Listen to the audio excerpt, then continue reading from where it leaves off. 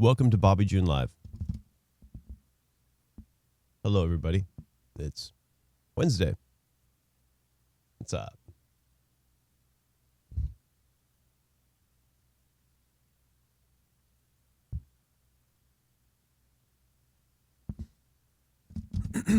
That was a heroic title. Whoa, I just heiled Hitler. Hold on, let me bring that back. That was a heroic title. I felt good doing that though. That was I performed a herodom.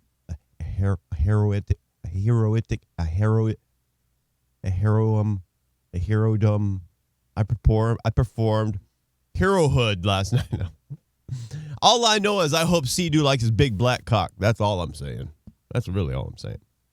I hope he's laughing. I hope he puts it out or on display. Oh my God. I fucking forgot to turn on the AC and now I'm having coffee. What is this bullshit? I like a good environment. You know, I like it. If we build technology to make us comfortable, I like to be always not noticing the environment. That's what I like to know. I like the environment so well adjusted that I don't notice it. Right now, I notice it. And I don't have my fan. Oh, my fan control. Okay. Under my desk is a little fan. There it goes. That's my homie. I have to back up. Okay. So, yeah. So, C-Do. I hope. What was her name?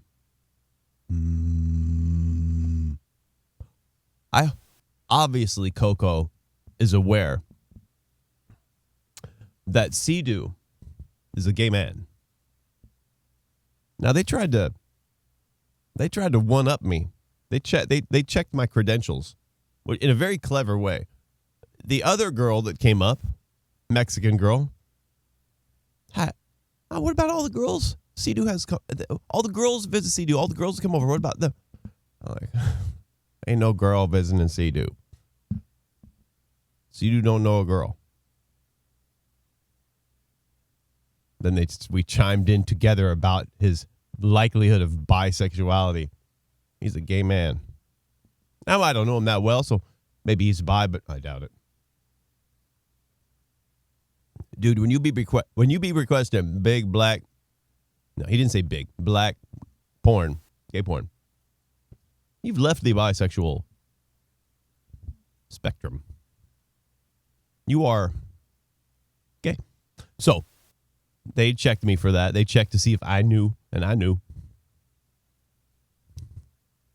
And so I hope everybody knows he's gay. How could you not? I mean, he doesn't act gay. He doesn't have any gayness. I've got more gayness in me than he does. So there's nothing gay about C-Do. It's actually a surprise, really. And so so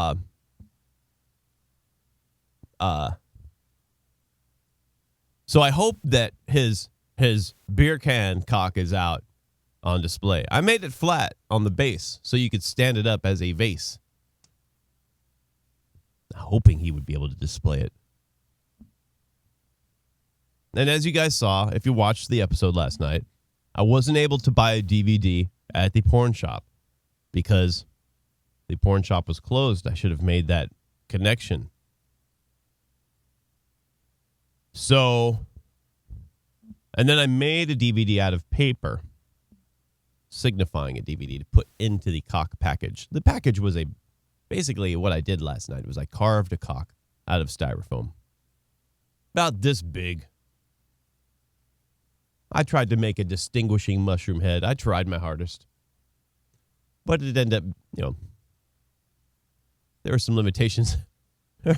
A couple times. When you I don't know if you saw the picture I posted last night, but I posted a picture of the aftermath of the carving of the styrofoam. Styrofoam's messy when you carve it.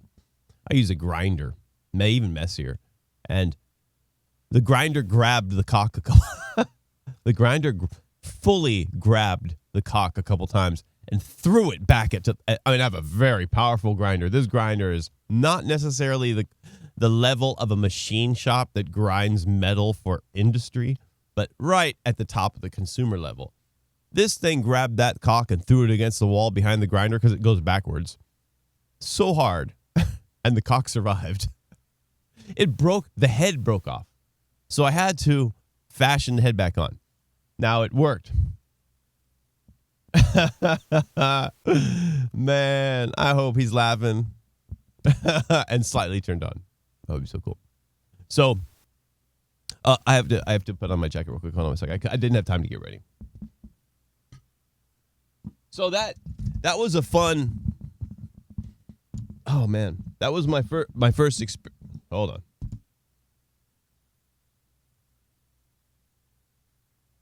That was my first experience with. Come on, you piece of shit. With I'm gonna need the AC. I'll be right back.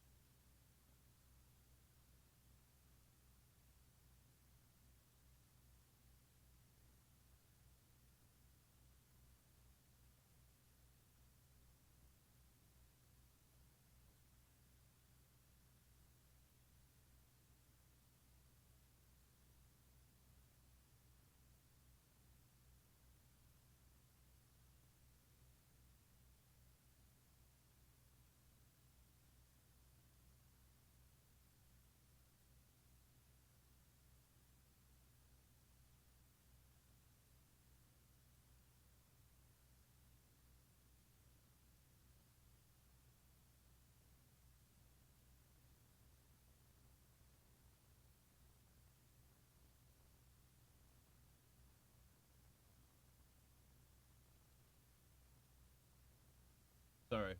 I had to turn on the additionally powerful AC. Hi, what's up? So, as the night unfolded, first off, it took me quite some time to get that bike rolling. It was very complex. It had a camera bolted to it that was sticking out about 3 feet and sticking forward about 2 feet. And the backpack part had tons of shit in it. Everything was off. It was difficult. But fun. I love difficult shit like that. And at first, I tried to go get Ron. But Ron, I guess, is going through an episode. I went upstairs, knocked on his door. And Bob, we got to talk about this because we got to figure out what's going to happen with him. So, I go upstairs to get him because I want him to film me on his bike. I want him to. Don't laugh at my motherfucking tie, bitch. I love these. What? Oh wait, hold on. Amazon, what?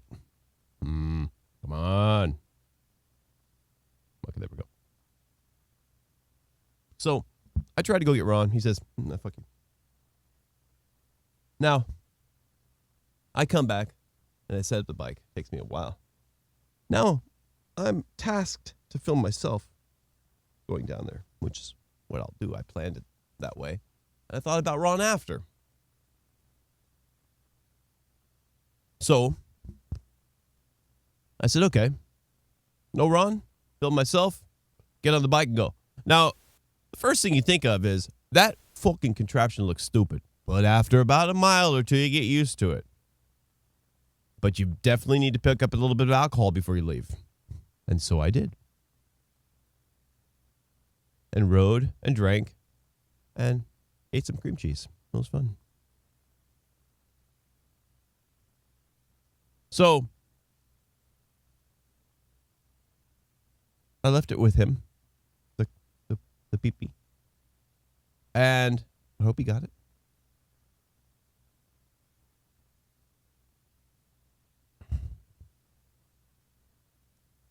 I hope the LVN in charge, and I'm going to talk to Linda about Coco.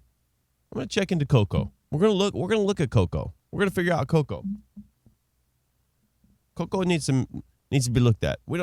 She's working on our friend. If Coco's in charge, I want to know who Coco is. I need a report on Coco. Full report. Know where she goes, what she does. All that. You know?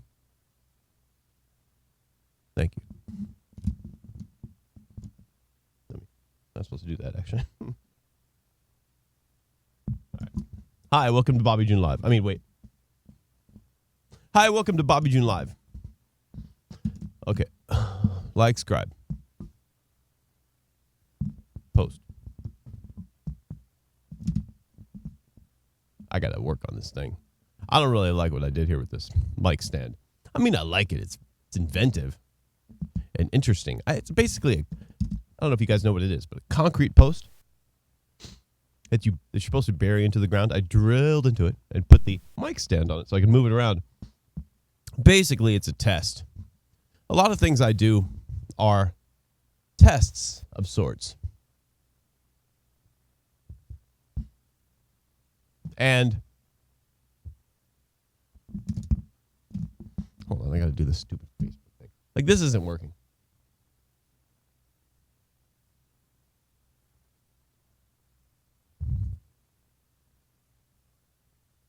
Like, I need to adjust this, and I think I need to buy the expensive mic stand. This one was like $100. I think there's one that's like $300. I don't even have that money, but I could save. I'll get a check that'll equal that someday.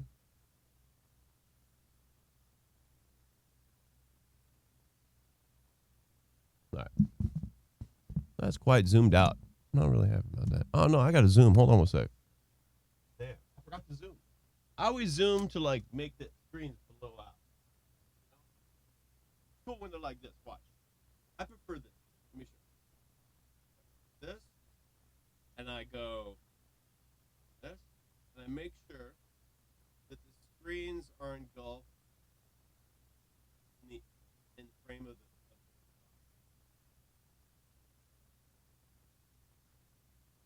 even those black edges. See that black edges, right, left, black, right. You gotta make sure those are completely out.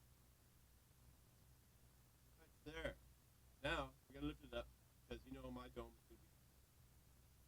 Okay. Get back out of it. Then like pull in like pull it like pull out. Pull in. Right.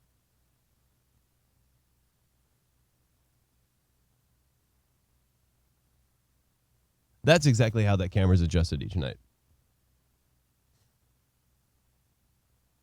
But we'll be making changes to that. Quick, fast.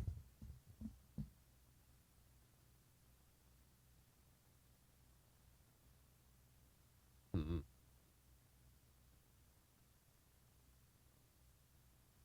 Oh my God. We'll be making changes to that quick, fast because that needs to be automated. I'm looking into large scale automation. Because the process of setting this up, see, I'm not happy about that either. Hold on, I'll be right back.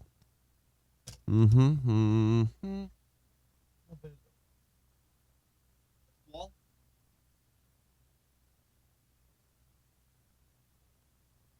Too much headroom, you know?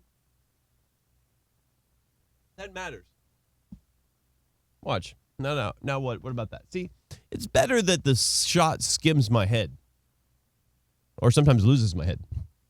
But it's better like that, I think. Yeah, that's much better. Because I can lean back and all that shit. Okay.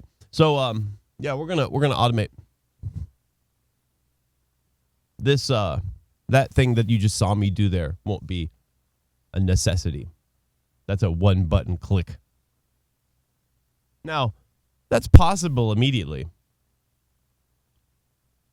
But I started the show with like zeroness. And so now that it's kind of set up, I can focus the small amount of money I make towards very very precise, aimed at onesie, twosie cameras. Like, I'm probably going to, I don't know. I've been doing this. You guys don't know, I've been doing research like crazy. So much so that it's impacted my ability to even clean the studio. But it's research that's valuable. And I think it's yielded a very slow yet super powerful upgrade to the camera system here. We're eventually trying to get out of the iPhone paradigm. The iPhone paradigm is good, but it has limits like you wouldn't believe. And when you do the iPhone thing that you're seeing, that you're being filmed on, that I'm being filmed on right now, you have to use a lot of phones to cover this arena, to cover anything, even if they're robotically controlled.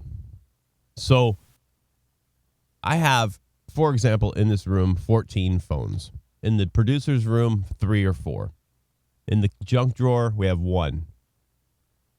In Thomas's and Ron's area, we got 1, 2, 3. No, I have 15 in this room. That's because you have to have one pointing at every little thing that you do. If I'm going to show you an overhead shot of or if I'm going to show you that area over there, whatever it is that I show you, I'm restricted to putting a camera over there and pointing at it.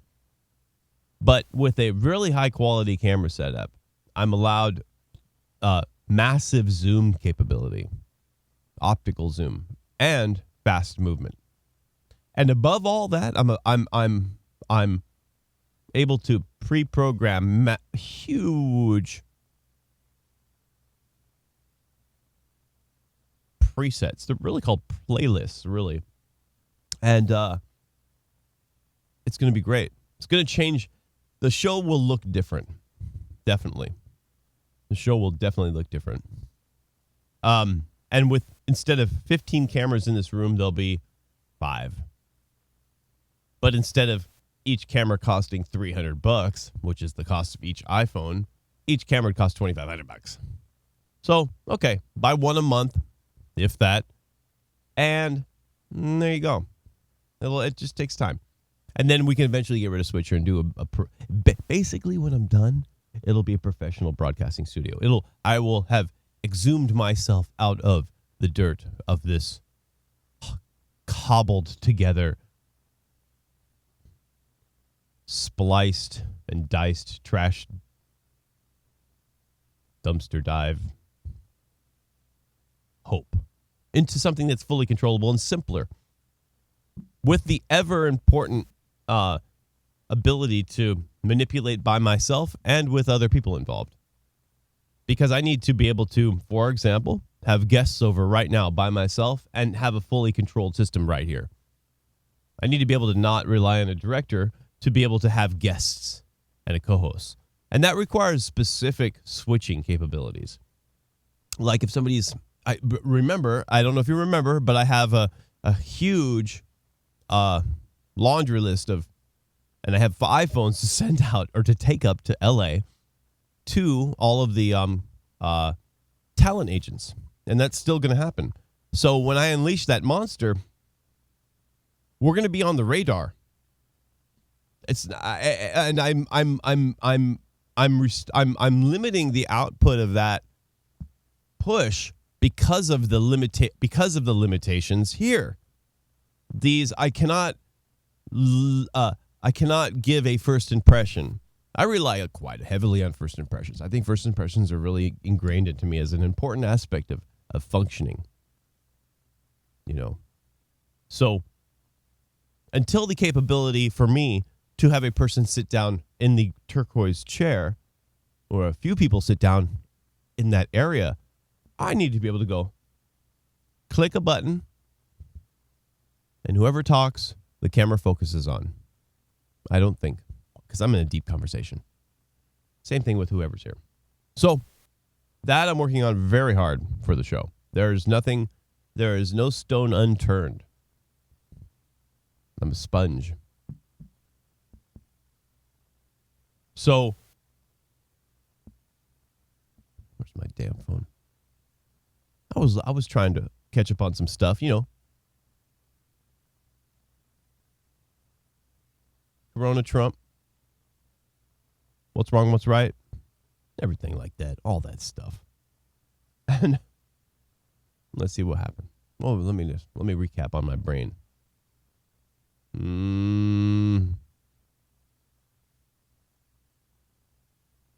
It was interesting last night that mannequin came up. That was interesting. So if you guys are looking, please look at him through the lens of my eye. This man is a piece of plastic. So today, nothing necessarily sparkly happened. But what did happen was, well, if I was prideful like an Iranian, I'm half Iranian. Okay. We launched our first, I don't know what you'd call it, but it's wishing there. Why does it do that? That's the thing I was playing. Crazy. It's showing Techno Access thing. Huh? Okay, I have to. Oh, I see what happened. My bad. Hold on.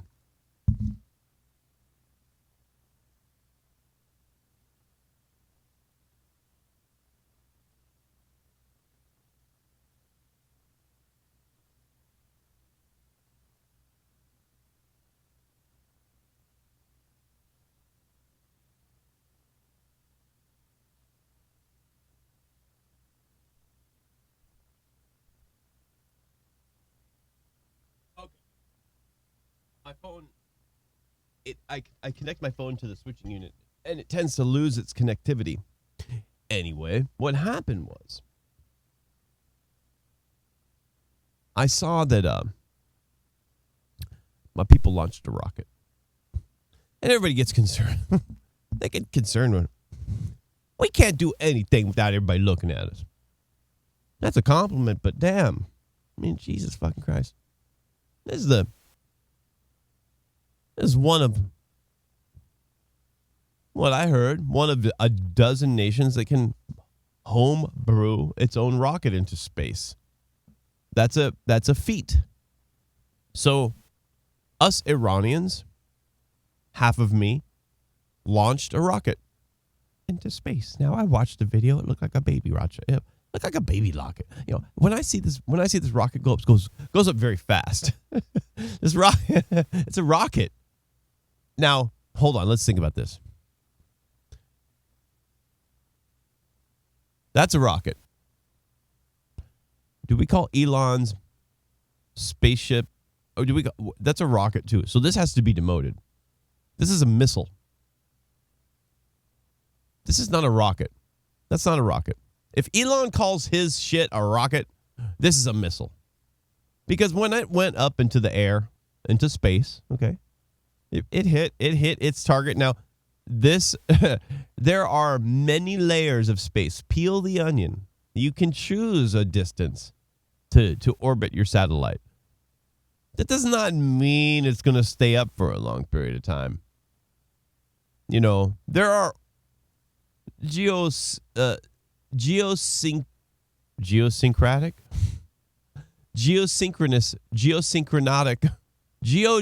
geo-locked orbits. That's way out there. That takes a lot. Now, if you're gonna have if you've got a throwaway satellite, you could throw it up there. You can observe for quite some time, but you're gonna have a burn back. So, does the Red Bull guy that jumped out of the balloon that reached the upper atmosphere near the edge of space, where does the orbit lie? How long does this How far did this missile go into space is the question. I'm dissing it because I look at it. First off, for some reason, they never have any structure around their rockets. Now, either that's super advanced or that's super lame. They never have anything around them. There's no concern. I mean, the rocket's sitting there sometimes in the middle of the desert. This rocket, there's a sign in the background. There's a couple flags and some dirt. And when this rocket launches, it goes up fast. It looks like a missile. When Elon's rockets launch, or when our NASA rockets launch, they go up very slow. They take a long time. I mean, the Saturn V was like when the thing blew. I mean, you could have walked faster than Saturn V started for about a step.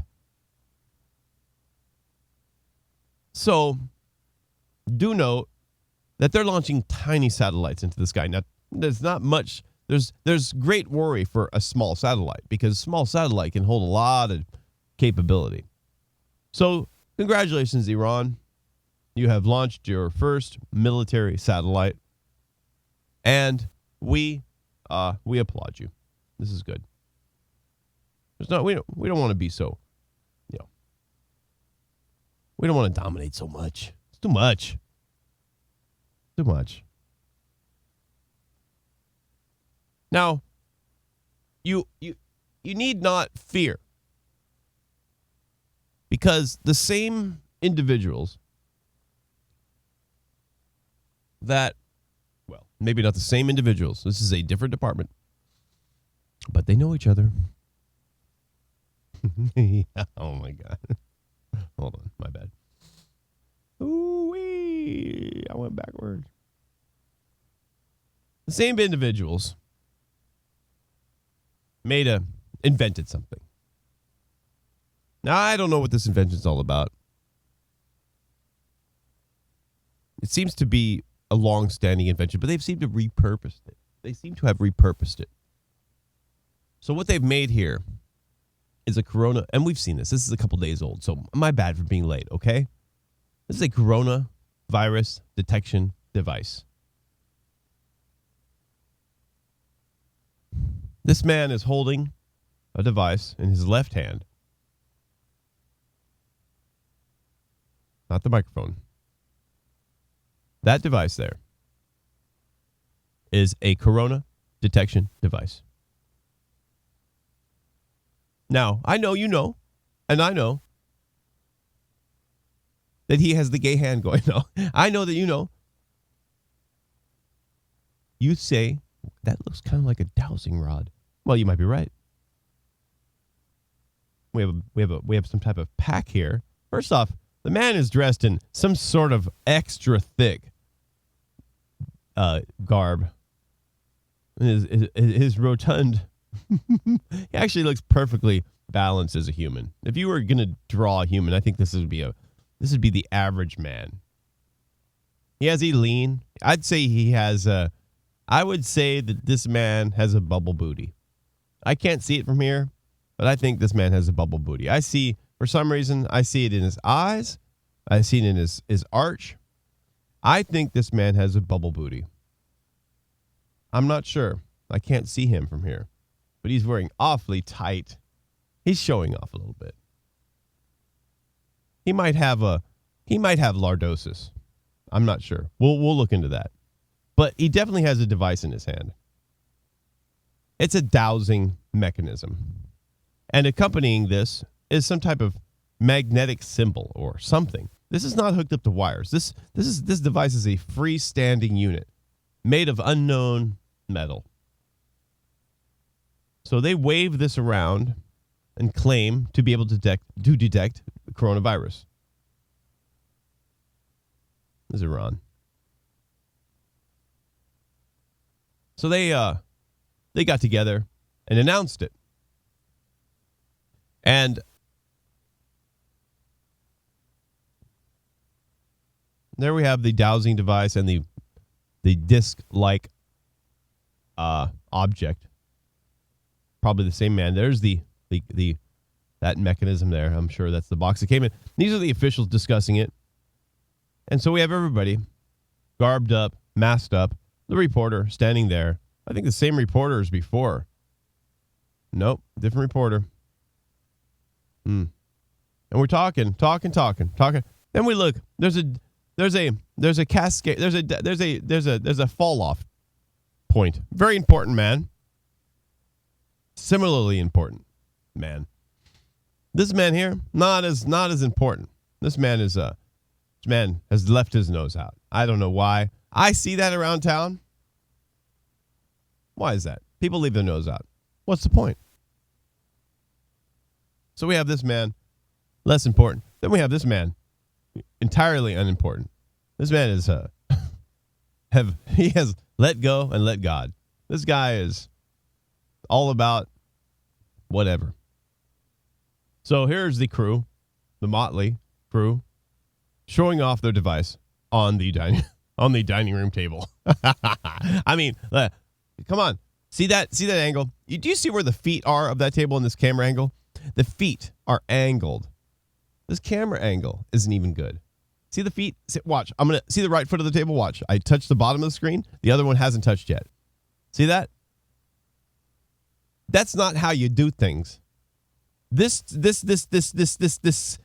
carpet, this whatever, when you don't center it between this post and that post, this is not how you do things. This is not how you do things. I'm not even talking about the body shape. This is not how you do things. This dining room table, if you're going to invent a device that detects coronavirus, this is not how you would present it. I'm sorry.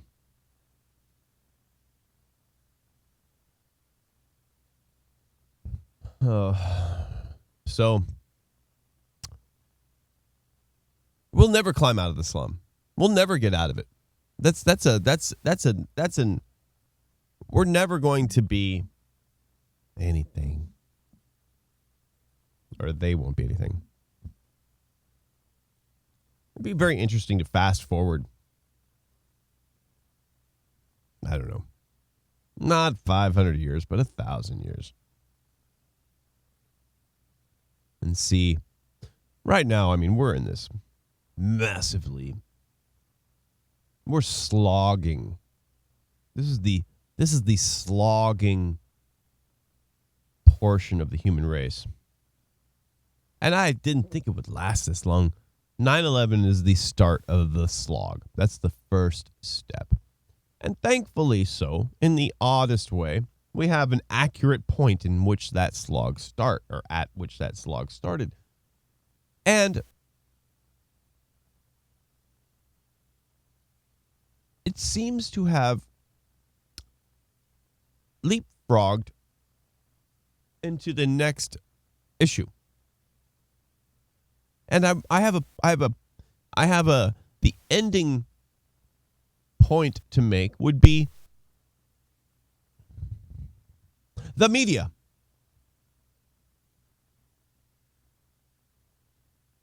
Are they clamoring for interesting things to say? Is that the problem? I'm looking at them. It's worse than fake news. Fake news is nothing. Fake news is a trinket. Fake news is porn, really. Fake news is, I mean, it's a lot. I'm the only reason I'm saying it's nothing is because I have a bigger point to make.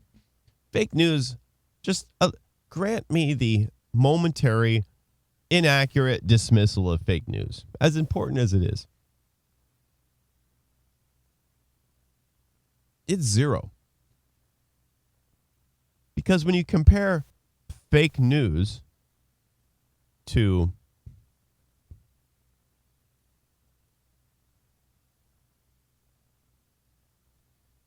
news that has the agenda of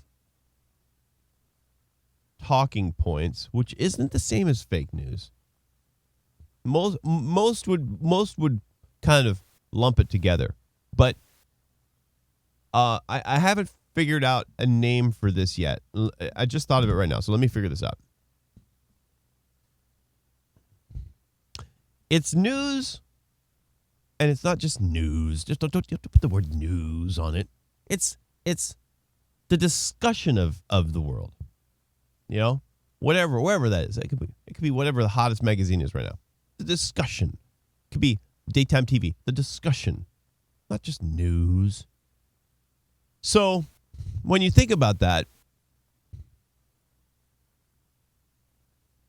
there are things that motivate. And there's kind of jargon that's used when it comes to motivating inappropriate motivation. So I'll remember that jargon along the way. Unfortunately, my brain doesn't work like the real smart ones do, so I have to really kind of work on remembering things, and hopefully they emerge. But I wait. So this new view on news, on not news, on I'll just call it news for a second. I'll re-encapsulate it later, but news is good enough. It's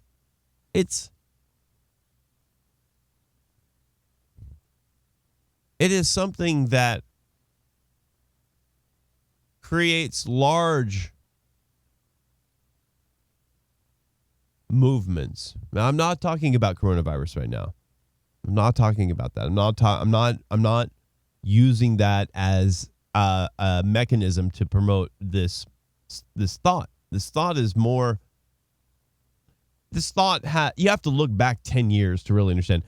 So, when you have small talking points along the way of life, you don't care, whatever. But you have an industry, media, that would love to take a point and make it large and long-lasting. Take a point, make it large and long-lasting. Take another point, make it large. You know what happens when you take a point and you make it large?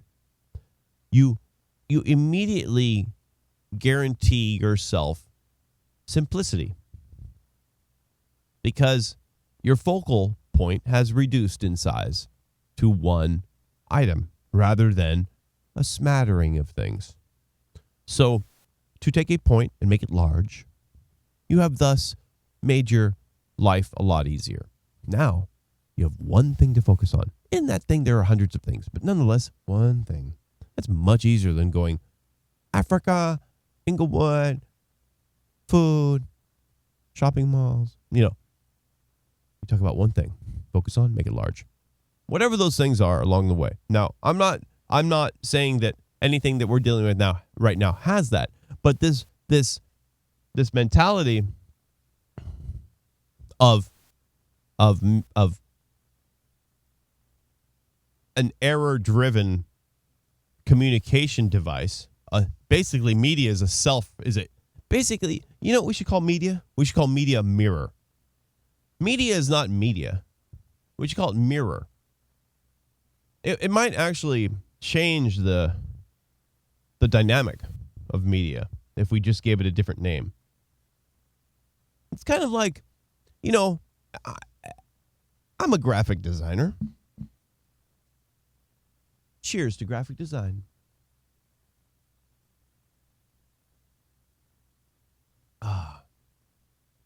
And I then parlayed that into naming, which is a great part of graphic design, because we oftentimes are the initiator of a brand or a process or a company. So we name things often, because in graphic design lies tagline writing, and copywriting is in bed with naming things. So it just kind of works along lines, because if you're going to understand what a drumstick is like, and you're going to give the drumstick a name, not the food kind, the banging kind. if you're going to title this very lightweight carbon fiber drumstick, you're going to have a knowledge of the industry. You're going to have a knowledge of it. So you name the industry. So I'm a naming guy. And then it parlays into branding.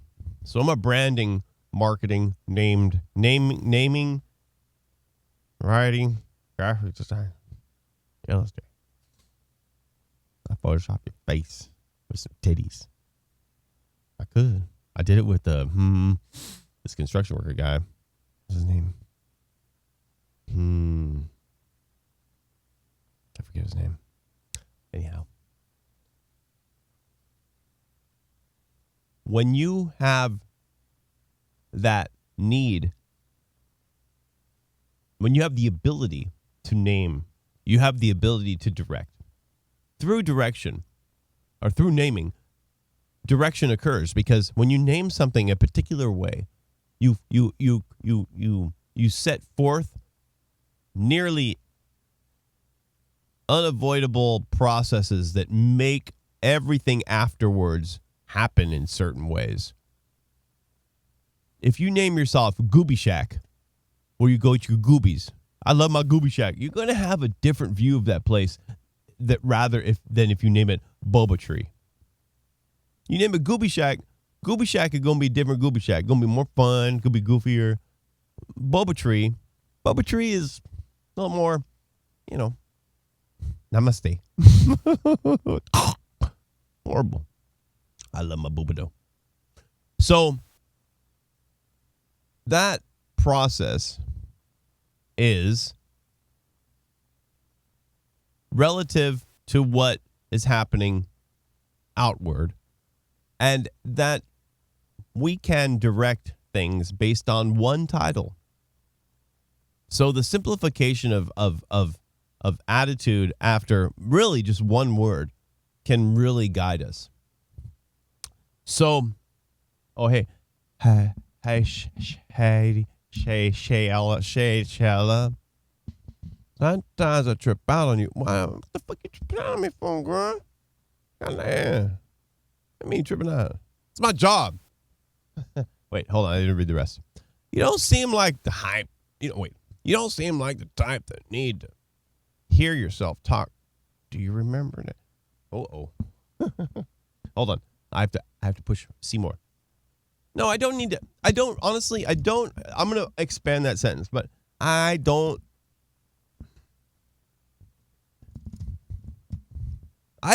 think I'm the type that seems to need to hear myself. I mean, I hear myself,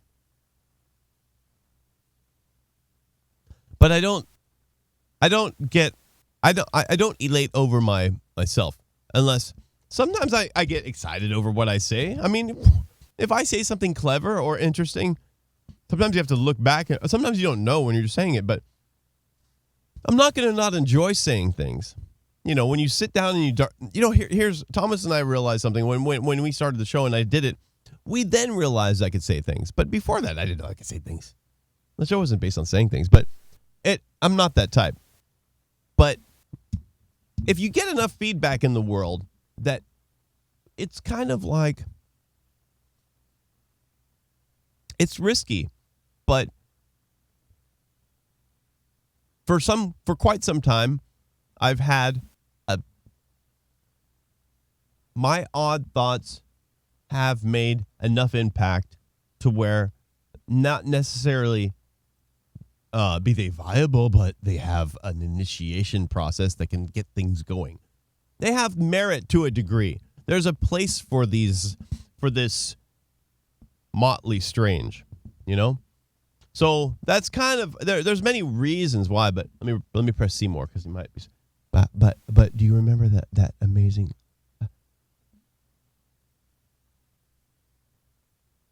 Oh, you're so sweet. I know the Lincoln. Oh my God, you look so cute in that thing. Oh my God. Damn. All the way to Buena Vista. That's a jet ski. What's up, Faith? Sandy and everybody. So yeah.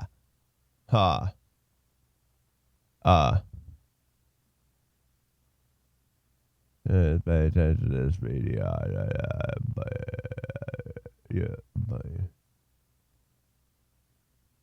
Huh? Okay, so let me tell you this. Pay. Huh? Wait. Okay, so let me tell you this. Pay attention to the feed. You are dynamic, but you're doing. You just like me, you're buzzing, huh? Ha ha ha ha ha. All right, so Eric, what the fuck are you doing, though? I see you, motherfucker.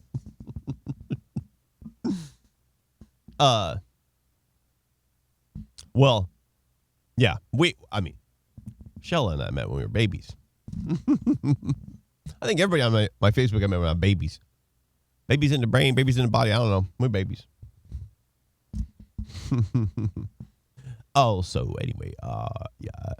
No. I don't do this I'm not, I don't know what this is actually. Honestly, really, this whole thing is, this is not something that I didn't grow up to do a podcast. This is stupid. But I don't know. You end up feeling like you can be here. So you do it, man. You got some sack. You grew a sack. I grew a sack. You grow a sack. You say things. People agree sometimes. So you go, okay, maybe there's got to be a greater sum of beyond 50% that gives, and then that's it. After you've spent a life saying things in your life, and once you've achieved a 50% approval rating on the odder things you've said, on the original things you've said, if you're a puppeteer,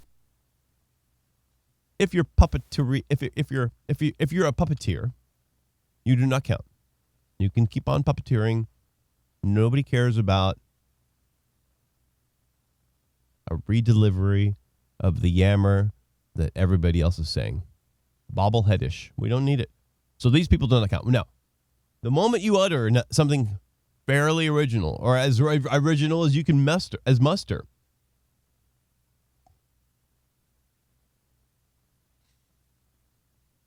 then you gauge that, the acceptance of that delivery over time, because you have to do it, there's a certain number of times, 20, 50, 150, 500, I don't know, every day. Small, large. These things could be a glance at an inappropriate time. I mean, when you go through life as a person, we are very similar, us humans. There's not much difference. So when you feel that you have a thought that is antithetical to the world, then yet you seem it to be correct in comparison. Sometimes you might feel yourself to be the only person on the planet that agrees with this one thought. That you would be surprised if you found another person that agreed with you. And there are times when that has happened, for sure. Then you have to take. Here's where the sack comes into play. It's unfortunate. Well, there's a chicken before the egg issue here. Are you born with a sack, or do you build the sack? Oh, you're definitely born with a volume of sack. The sack level, and this is women possess a sack. This is not a masculine, feminine differentiation. This is a species-wide. This is a biologically. This is single-cell organism up. The sack is everywhere. So, you are born with a sack. This sack,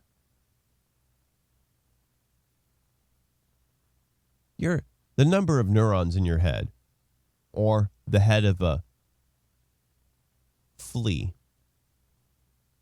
is quite fixed.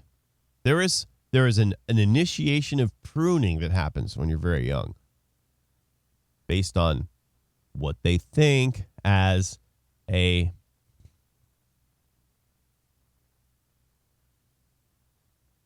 Well, there's the gene pool and there's the epigenetic outer core. So the epigenetic makeup of you takes into consideration the environment and understands what you need or might not need. Remember, this is coming from a guy sitting in a chair in Long Beach. Babyhood. Your brain says, oh my God, this motherfucking whip is hitting my ass every day. Or, I can't believe the walls are lined in gold. My daddy named Trump. Whatever it is. Whatever you're fucking, your brain will adjust for this environment. And the epigenetics of your brain, the outside of the DNA, basically, controls what turns on and off in your core DNA. It's adjusting. And my knowledge gets very thin here, but a large pruning happens when you're young. And there lies you. 6, 7, 5, 4, whatever.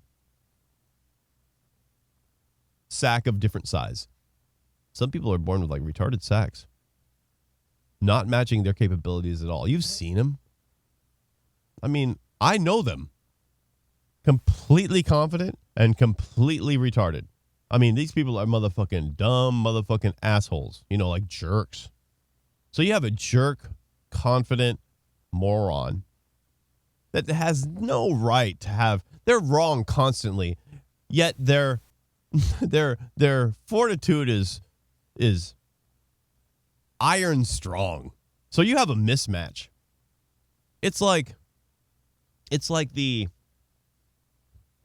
psychopathy, but it's very, there needs to be a name for this. It's a moment. It's a thing that's so frequent. It's frequent enough. I come across less psychopaths, I think, they're hard to detect, than I do people with completely blown out levels of confidence. So that's a fun investigation. Nonetheless, we are born with a sack. I made my point. We're born with a certain volume of sack, and I mean balls, women and men. After that, it increases or decreases. And the probably the worst is when it decreases. And sometimes it decreases for no reason, because the person that you would pick out of the crowd or your friend group, a more timid mind, oftentimes has the right thoughts inside, yet doesn't have the ability to let them out. Now, one would say, well, that's a description of a person that when they let them out, they get slapped down because they're wrong.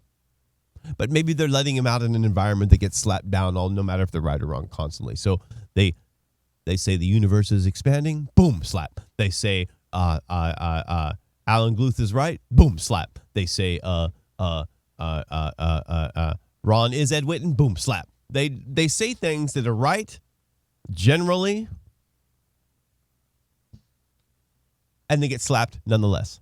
So this individual that's genealogically accurately describing the world, like this person is built to understand the structure around it well.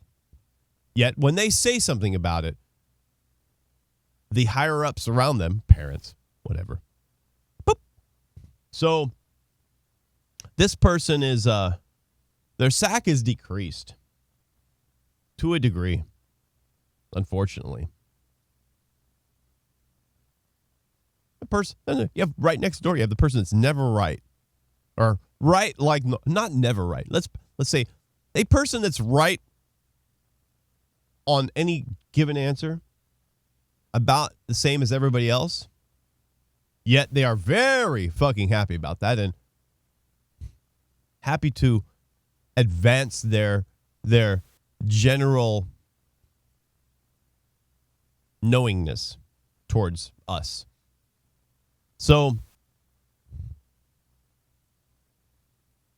It's very strange. It can make you thinking about that and applying it to yourself, and even starting a podcast. It can make you be very humble and cave back, or it can make you feel very confident, even if you're not right.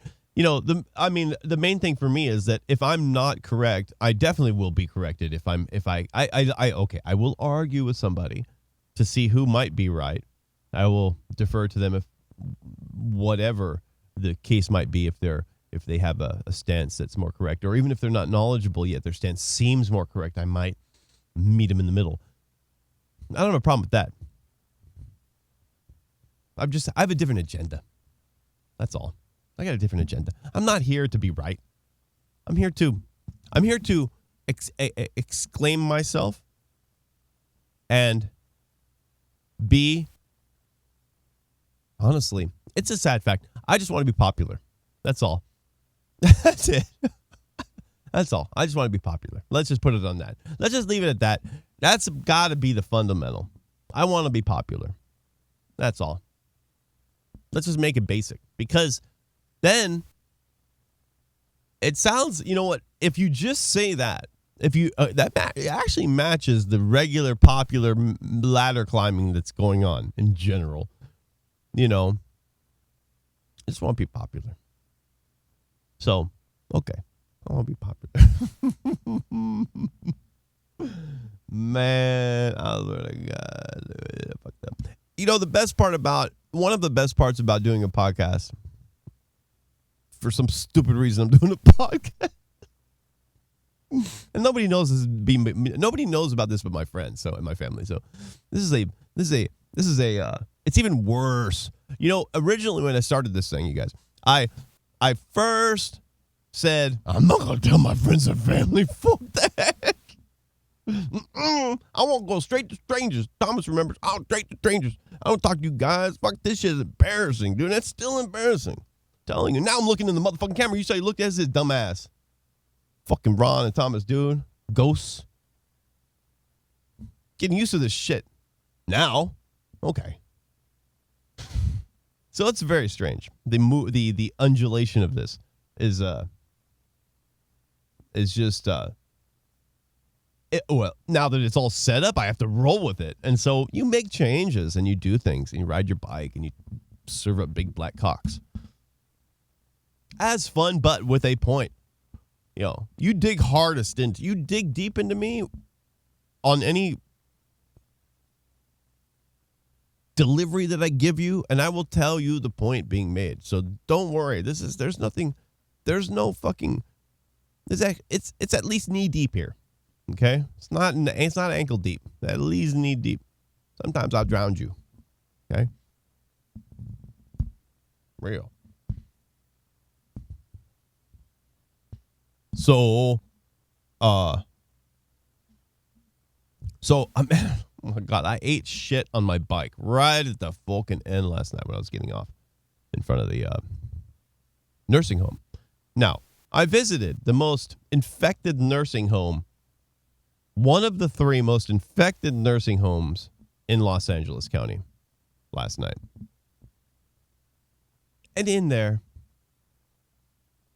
a little baby doll and Sea-Doo. So I felt like actually saving the whole place. I mean, you just want to break the glass and yank everybody out. But hopefully they've contained that. But I fell right on the street. I hit a cone. I was getting off the bike.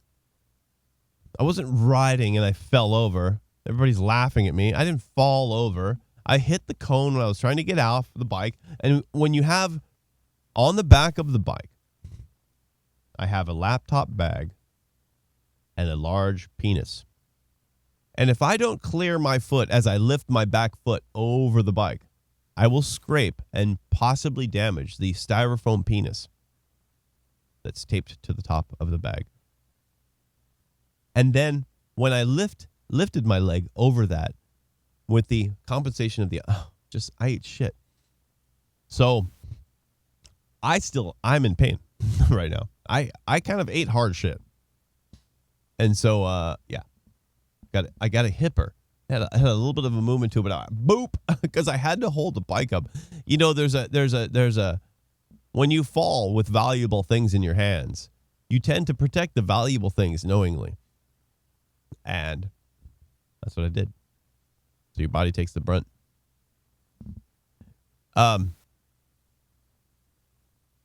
So, yeah. What else was I going to talk about tonight? Oh, Ba. Yeah, I know that you know what? Ba told me last night. I wanted Ba to join me. I have an idea with Ba. This is actually interesting. I didn't know Ba owned a bike. I didn't actually know Ba could ride a bike, honestly. Sorry, Ba. What the fuck you do? Ride a bike? You ride a bike? What the fuck you talking about riding a bike? So, basically, after, I'm a bike freak. I bike everywhere. I bike fucking everywhere. So when Ba says I have a bike and I ride it, I immediately saw me and Ba riding into the distance with cameras, okay? So Ba, listen, you got a bike. Okay, we're going to cover news. And I don't want to do local news. I want you to go to the red carpet. But God damn it, okay, since you got a bike and then I don't have any money and I can't Uber you everywhere, now we're going to do bike news, okay? So fuck it. So what I want you to... Oh, my God. Ba, prove it. Ride your bike over. Prove it. I want to see you do that trek. Do that trek and ride back. I want to see what your capabilities of distance are. What you can. So I want you to ride your bike here. When you do, I'm going to do something important. Bring the gear. I want you to take your bike, and I want you to bring the gear and ride over here. When you get here, I'm going to set your bike up for gear mounting because it takes a lot. We have to look at your bike and we have to understand the mounting. I have a bunch of shit. And we're gonna fashion something that's permanent on the bike that allows you to ride with your camera mounted on it. Because I need you, for example, to ride like I did with the camera looking at you. And that was a complex thing. It looked very simple, but to have a balanced item looking at you while you're riding a bike takes a lot. And to be wirelessly mic'd and all of that. And on stage 2, I need you to be able to, that's if you're going to go somewhere to film something by yourself. Now, if we're going to go together somewhere, like I have an idea, we're going to go to 2nd Street. So I need to know that you have the ability to put the camera on the bike. Get your ass on the bike and ride out to Ocean. And then ride down Ocean. Not far because I'm going to be riding down Cherry. And we're going to converge at Cherry and Ocean, basically. And then for us to be able to, for example, if the bike path is open, we would go down to the bike path and ride, or we would go down Ocean. And that camera would be aiming at you and I would be doing the show mobily. And then we would end up at the destination, which is, well, the first destination is we would ride, yammer along the way, and we would end up at 2nd Street, which is 3 miles down the street. And it's a tool. I mean, you're just tooling down the road, drinking, laughing, talking shit. Oh, we're on 2nd Street. All right. Then we do our interview because I have plans for our interview down there. So you're the cameraman at this point. Oh, wait.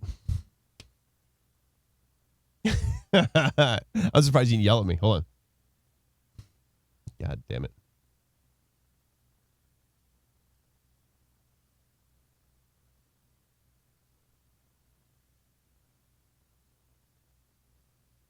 Hold on. Would you fucking get one Facebook account? I do not need you messaging me from two Facebook accounts. This is stupid. I can't find it. One has caca in it. The other one has words in it. Hold on.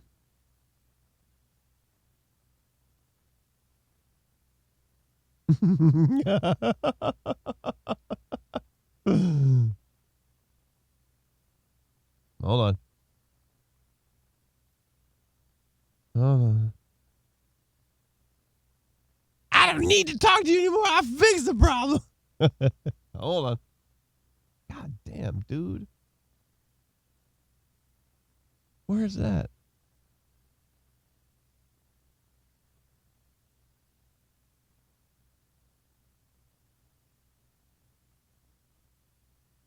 You think I'm talking to a rookie?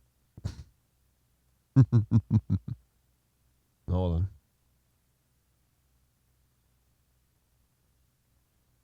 All right, I'm just going to do happy birthday to you. Happy birthday to you. Happy birthday, boss sister. Happy birthday to you. Yesterday, belated. Your name's in there somewhere. I heard your name a couple times. I can't remember, but happy birthday, camera girl. What's up? Can't wait. Anyway, the point that was being made was, Ba, you're my camera girl, because I'm Ba. If you and I go down to 2nd Street, you're the camera girl. If you go down to 2nd Street, you have a camera girl. So our first excursion is to 2nd Street, and I'm ready to do it. So because Ron's going through episodes right now, I think. So he's not accessible, and we can't attack him during an episode. We have to make sure he's to a certain level, not fluctuating too much. So, and that's not a time sensitive event. We could do the makeover when it's well placed in his mind. So let's fill the gap up. Now, I would say Friday. Okay. This means tomorrow. Okay, Ma. Tomorrow. Ride your bike to the compound tomorrow. Be here at 5 o'clock.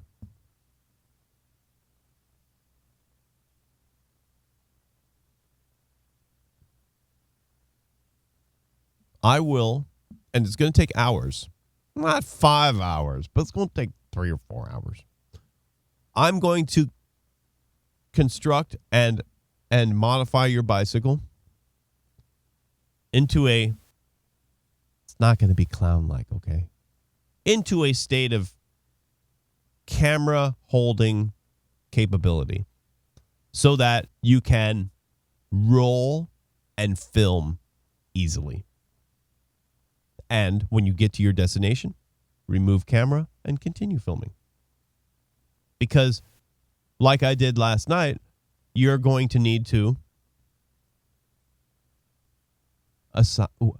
you and I are going to be together on Friday, but you're going to have to do this on your own, and you're going to have to call and report live. Basically, we're practicing and preparing for you reporting live.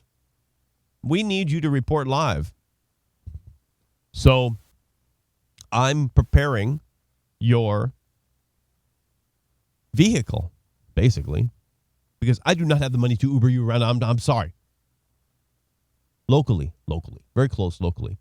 Now, I'm not saying I won't fix my scooter up and let you use it. That's a different story, okay? So we got to look at that too, but that's different. For now, you got to go through the paces though.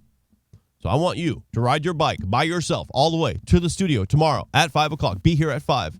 I will spend hours on that bike, perfecting it. I will show you the scooter and how we're going to reapply it to that. And I will send you on your way.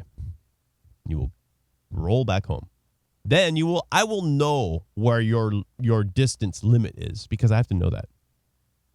Now, if you can't make it here, then I also know your distance limit. And that tells me what I can have you do and what you can't do. Now, if you can't roll here tomorrow, that's fine. You just be highly limited. But, for example, I rolled all the way down the street. I'll hit 2nd Street. You want me to go from here to Whole Foods and back? No problem. I don't got to haul ass, but I can do it. It's no problem. If you can't, I understand. You got a bum knee or whatever. So I'm babe. It's all good. You just tell me what you can do. But if you can roll here tomorrow and then roll home after, that would be a big kudo for you. Because then that lets me know Boz radius. Not your fucking gut that you've reduced, but your physical outward bound reach. Because when I know that you can roll here, I know that you have a radius of to here. So that means you can get to 2nd Street. I need to know that you can get to 2nd Street. I need to know that you can get to downtown. Boring old downtown. Yes, boring downtown. But we need to know where the fuck you can cover. All right, so, and then you got to do it live.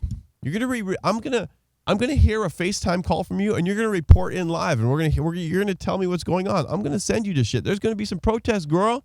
We got protests coming up. Garcia mayor, the mayor of Long Beach, is getting crazy right now. Corona protests. Listen, this Saturday you might listen. Keep the fucking batteries charged, baby.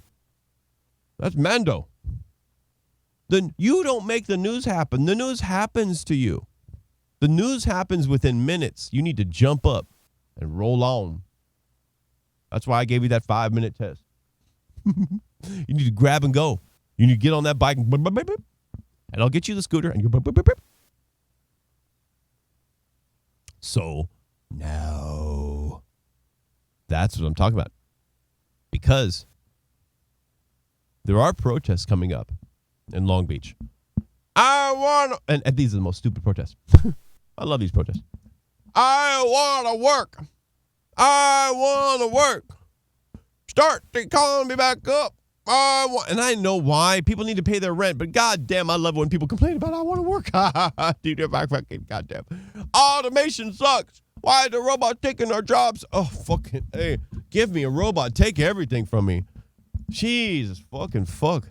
I know why, but when the world sees automation happening, first off, the world needs to remember that we will, if we find that we've taken your job, we will put you in a different job.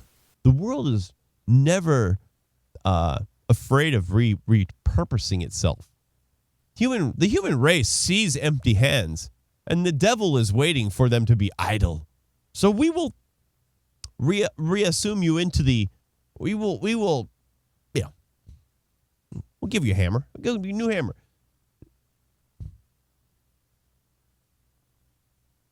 I've never seen a group of people be so concerned about losing the ability to work. They just don't have the information. If they had the big picture in their mind, everybody, that if they would simply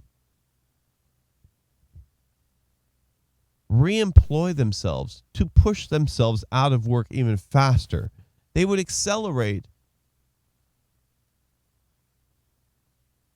the world of self-sustaining and overabundance that we hope to achieve.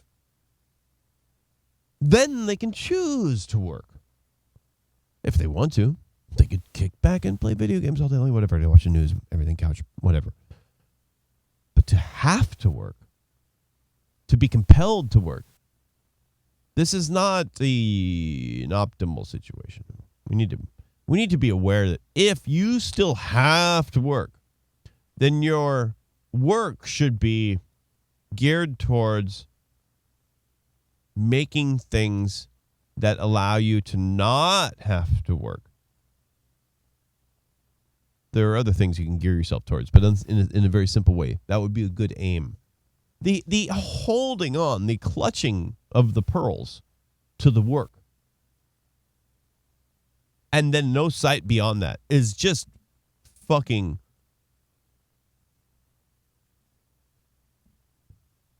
You might as well call us monkeys in a tree. We don't know from nothing. We're just sitting there doing things. Eat a banana, die. Eat a banana, die. We are built as a special machine. Exercise the foresight. Exercise the expansion. Exercise prediction. Exercise everything we do as humans. When you sit there and eat and die, you suck as a fucking human. Get into the... Wait, hold on. Get with the program. I mean, dude, listen, we're special. And I'm not talking about America, you fuckhead. I'm talking about everybody in Thailand, too. When you fucking have the ability like we do, and you don't do anything with it, you fucking suck. You fucking suck. Stop sucking. We have to take the special ability that we have and be about it. We can just and then die. We have to maximize it. And I'm not talking about everybody being a fucking scientist or some doing some spectacular shit and changing the world. I'm talking about every single person aimed at a part of the piece. Like my part is communicating it. My part is directing a particular strain of it. The edgier strain, but nonetheless, the strain, okay? So this is just a piece. I'm not doing anything. I'm not smart. I don't do the theoretical shit. I know, I watch, I see, but I don't do. Okay? So I'm a cog, but I'm aiming everything at the survival of us now, not the survival of our pee-pee hood. I don't give a damn about my sperm. I don't give a damn. I want them to live and die, live and die, live and die. But I don't want them to live and continue. So I love them when they die. We have to survive here and now. Not through the babies. First off, stop having babies. That's number one. Babies, it's not about the babies. It's about surviving. Please survive. Thank you. So we're going to survive. We're going to concentrate on that. And we're going to make sure. Okay? Don't forget. And tomorrow, 5 o'clock, I'll be here. I'll be waiting. Folded arms. I will fashion your temporary vehicle perfectly. Then, and I don't want to see Thomas putting it in the truck. Don't do that. Do not do it. Be about the struggle. Work that body. Make the doctors happy. Pump the heart. Get up the hill. And if I see you walking up that hill, get up the hill. Roll on. And then Friday night, we're doing our first mobile broadcast on 2nd Street. And we are titling it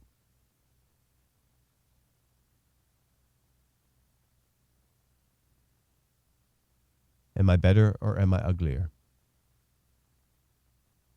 Okay. Good night.